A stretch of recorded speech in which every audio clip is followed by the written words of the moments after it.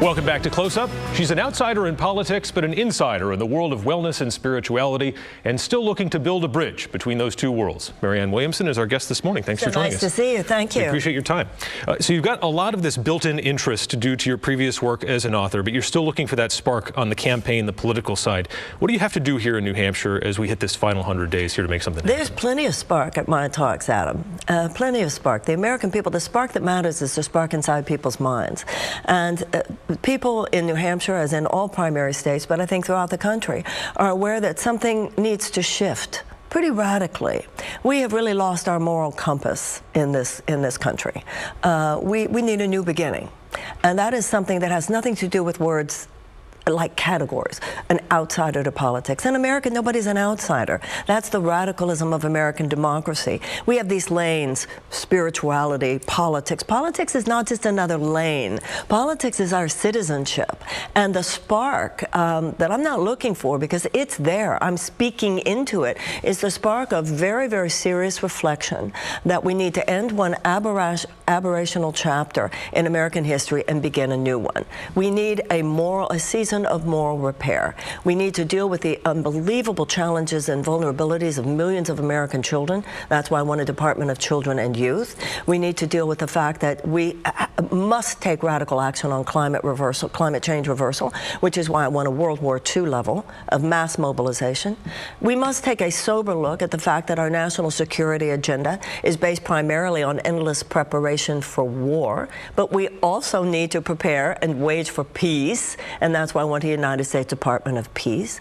The United States will not be able to have the future we want if we're not willing to clean up some things in the past. It's time for us to take some serious reparative action in terms of descendants of slaves and Native Americans. Those are sparks in the mind, and there's plenty of spark in this campaign, because I actually think that this is the only campaign that is doing the kind of radical truth-telling that is going to be necessary in order to defeat some pretty radical, outrageous lies on the other side.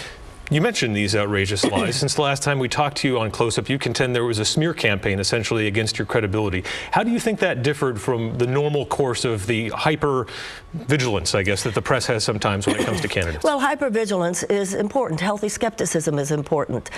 You have that, Adam. You know, your job is to kick the tires of the presidential candidates. But I've never seen you ever lower yourself to the kind of smears. People called me anti-medicine, anti-medicine, anti-science, crazy, dangerous, grifter. You know, you could hardly look in the newspaper, look on the internet, or you know, look on television that somebody wasn't out there giving the talking points to this very not well-intentioned, but very specifically intentional smear campaign, which was in direct response to the fact that I had definitely broken through after that second debate.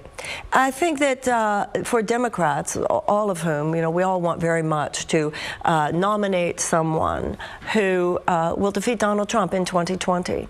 But we have a DNC, I'm afraid to say, that, you know, they put their finger on the scale last time. It didn't work out for us.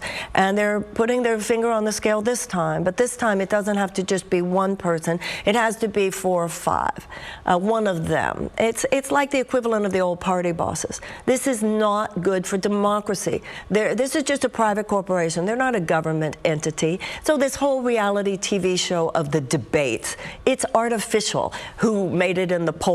It's all about money and establishment power. So then the projection onto someone like myself is I'm an outsider. Adam, this is America. There is no real outsider. You know, in the Constitution, it says that in order to be president, you have to have been born here, you have to be 35 and older, and you have to have lived here for 14 years.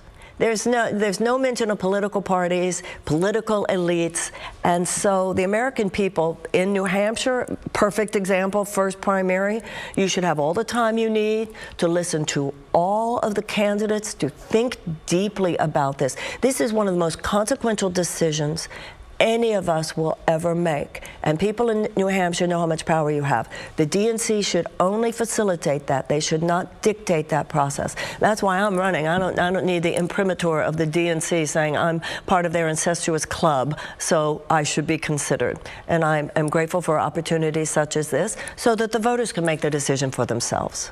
Let's talk about what's going on in Washington. What's your position on the impeachment inquiry? And do you think Democrats are pursuing this in too political a realm, as Republicans allege? Well, the people who are in Congress have a constitutional authority here, and they have a constitutional responsibility.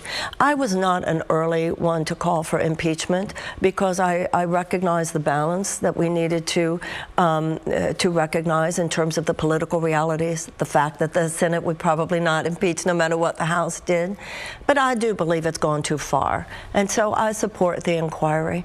I just think it's important that as Americans we remember we're going to have to walk and chew gum at the same time here. We have to remember that a lot of things are going on, including a presidential race, and not let the impeachment inquiry suck up so much of the oxygen that our focus is taken from other places where it needs to be as well. What about the conduct itself? Do you agree at all with the Republicans essentially saying this isn't a problem, these conversations with foreign leaders happen, or should we just accept as the new normal that a president could ask these kinds of things of a foreign leader to investigate a political rival? Let me tell you what the problem is. The problem is people who have forgotten what it means to be a statesman, who want to support President Trump over what should be deeply considered support of their country no matter what. I'm old enough to remember Watergate.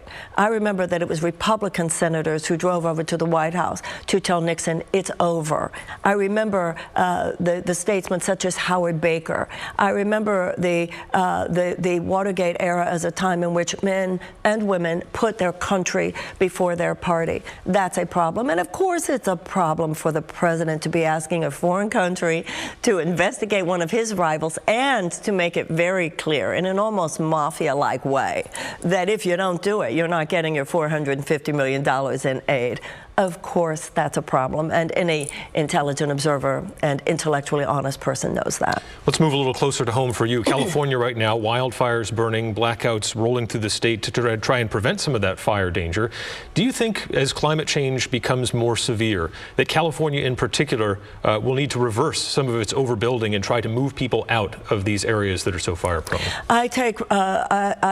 I feel very confident that people in California, the progressive nature of the citizenry and of the government, and the very advanced minds having to do with climate change reversal, having to do with forest fires, will know exactly what to do in terms of that formula. I think what all of us as Americans need to realize is that the certainty of people there who are in the business of fighting forest fires, et cetera, that this is related to climate change.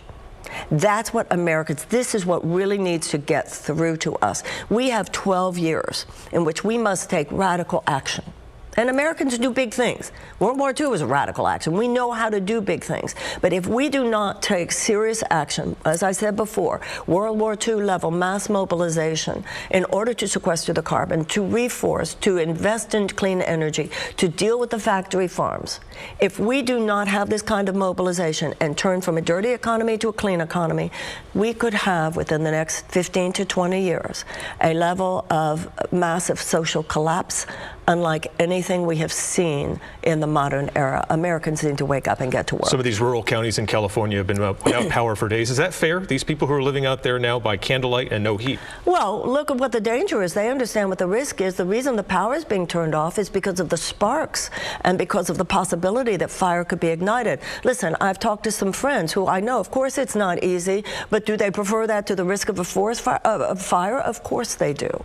All right. Well, Marianne Williamson, we appreciate your time here on Close Up. Thank you. I appreciate you as well. We'll see you out there on the trail.